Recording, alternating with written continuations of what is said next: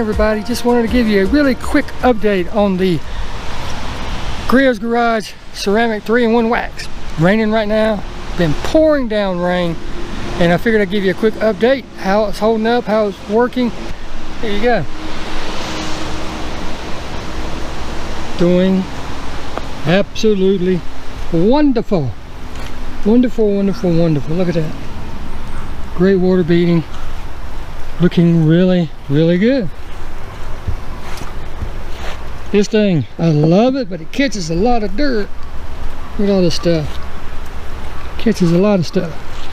But yeah, the Griot's Garage 3-in-1 is holding up wonderful. I know it's a really quick update, but I just wanted to give it to you and put it out there because a lot of people have been asking. And yep, it is looking like it should. I mean, a couple weeks in, it's doing a great job. Now on the hood, it didn't do so much on my test hood. Not as far as sheeting or anything, but water beating, wonderful. And that's coming up next. So let's get out there for that one. You'll have to watch the next update, won't you?